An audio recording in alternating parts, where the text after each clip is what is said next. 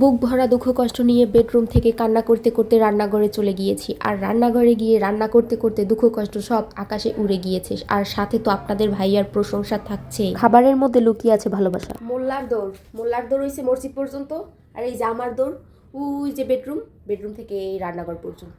তো ওই যে মাওয়া যাওয়া ওইগুলো আমার মতো মোল্লার দ্বারা হবে না। মাওয়া গিয়ে ইলিশ ফ্রাই, ইলিশের লেজা ভর্তা, বেগুন ভাজা এগুলো এখানে নাই। এখন এগুলো এই যে ওই বেডরুম থেকে এখানে এসে পড়েছি। এখন এখানে বসে করে করে তারপরে খাবো আর আপনাদের ভাইয়াকে খাওয়াবো। ভর্তা করার জন্য একটা ইলিশ নিছি, এই ইলিশটা পুরাটাই ভর্তা করব। ইলিশ আর ফ্রাই খাবো না। ধনিয়া পাতা, টমেটো, বেগুন আর এখানে আছে কাঁচামরিচ, এখন পেঁয়াজ, এগুলো সব কাটবো। বুনা কষা কষা তারপরে ঝোল ছাড়া কিছু খেতে পারে না, সেজন্য ভর্তা করব। ভর্তা তো শুকনো শুকনো, এটার সাথে একটু ডাল করব, তাহলে খেতে পারবে। আপনাদের ভাইয়ার জন্য সব কিছুতে ঝোল চাই, ঝোল ছাড়া ভাত এইখান দিয়ে এদিকে যায় না। কিন্তু সবগুলো জিনিস কাটা ধোয়া শেষ, সুন্দর করে কেটে তারপরে ধুয়ে নিয়েছি। এখন এগুলো ইলিশটা আর বেগুনটা ভাজবো আর ভাতটা সবার শেষে চড়াবো, কারণ আমি চাই যে গরম গরম ভাতের সাথে ভর্তা খেতে খুবই ভালো লাগবে। মাছটা ভাজার জন্য নুন হলুদ মরিচ দিয়ে মাখিয়ে নেব ভালোভাবে ডলে ডলে, আর বেগুনগুলো নুন হলুদ মরিচ দিয়ে মাখিয়ে নেব। ভালোভাবে মাখানো হয়ে গেলে তারপর কড়াইয়ে দিয়ে দিব সরিষার তেল। আজকে সবগুলো রান্না সরিষার তেল দিয়ে করব, শুধু ডালে বাগারটা দিব সয়াবিন তেল দিয়ে। হয়ে গিয়েছে, এর মধ্যে এখন আমি ইলিশ মাছটা ফেলে দিব। অনেকক্ষণ ধরে অল্প আছে ভাজবো। হয়ে গেছে, এর মধ্যে এখন আমি বেগুনগুলো দিয়ে দিব।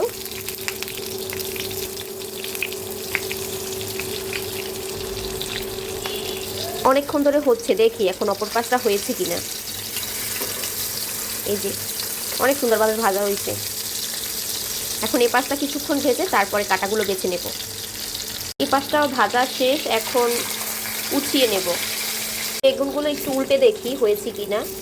আল্লাহ, অনেকটা হয়ে গিয়েছে, একদম পুড়ে পুড়ে। সবগুলো বেগুন উল্টিয়ে দিব। কারেন্টের চুলা এমনই, মানে খুব তাড়াতাড়ি হয়ে যায়। পাওয়ারটা মনে হয় একটু বাড়ানো ছিল। আল্লাহ, একদম পুড়ে পুড়ে গিয়েছে। থাক, সমস্যা নাই। মাছ ভাজা শেষ, এখন উঠিয়ে নিব। ভাজা শেষ, এর উপরে দিয়ে দিয়েছি পেঁয়াজ বেরেস্তা। হলুদ দিয়ে ডালটা বসিয়ে দিয়েছি সিদ্ধ করার জন্য, সিদ্ধ হতে থাক। আমি এদিকে মাছটা বেছে নিচ্ছি। মাছ বাছতে যে কি কষ্ট। আগে আমি বড় কাঁটাটা দিয়ে মাছগুলো ছাড়িয়ে নিয়েছি, এরপর এখন ছোট কাঁটাগুলো আস্তে আস্তে বাছবো। বাছা শেষ, 45 মিনিট মতো টাইম লাগছে কাটা বাছতে। এখনও ছোট ছোট দুই একটা কাটা আছে, কিন্তু বড় বড়গুলো সবগুলোই বেছে নিয়েছি। দুই একটা আছে, তাতে কোনো সমস্যা নাই।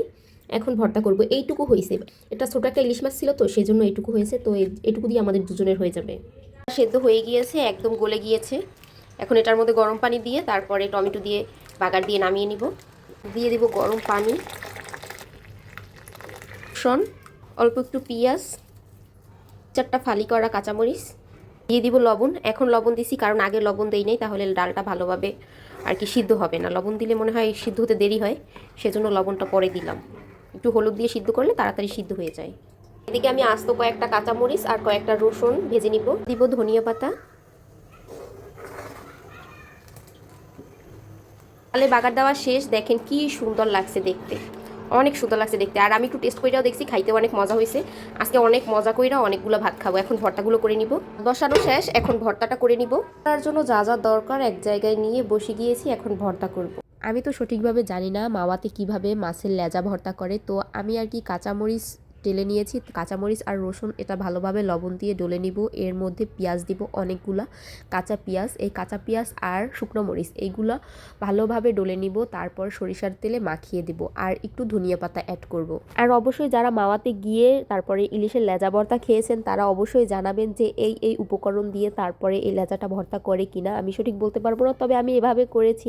খেতে কেমন হয় তা তো অবশ্যই আপনাদের জানাবো। আপনাদের ভাইয়া কি করেছে, ভাত খাওয়ার সময় মাছ ভর্তা টমেটো ভর্তা দুইটা মিক্স করে তারপর ভাতের সাথে মেখে খেয়েছে, তার কাছে নাকি ওইটাই ভালো লাগছে। এখন করে নিব টমেটো ভর্তা। আর টমেটো ভর্তা করার জন্য যা যা নিয়েছি তা আসলে টমেটোর থেকে বেশি হয়ে গিয়েছে, সেই জন্য আর কি পেঁয়াজ মরিচ যে ডলে ভর্তা করে সেই হিসাবে একটু আলাদা উঠিয়ে রেখে তারপর বাকিটার মধ্যে টমেটো দিয়ে তারপরে ভর্তা করে নিয়েছি। এখন 3টা ভর্তা হয়ে গেল। পেঁয়াজ মরিচের একটা ভর্তা হয়েছে, আর টমেটো ভর্তা আর ইলিশ মাছের লেজা ভর্তা, সবগুলো রান্না কমপ্লিট।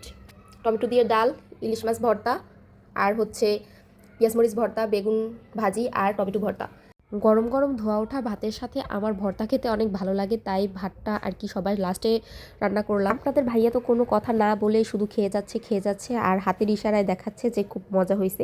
আর আমি খাওয়ার পরও আমার কাছে অনেক ভালো লাগছে। আমি আবার ইলিশ মাছ আনলে তারপরে আবার একবার ভর্তা করে খাবো। যারা আমার মতো মাওয়া যেতে পারবে না তারা অবশ্যই এভাবে বাসায় একবার ট্রাই করে দেখবেন। ভিডিওটি এতক্ষণ দেখার জন্য অসংখ্য ধন্যবাদ আপনাকে।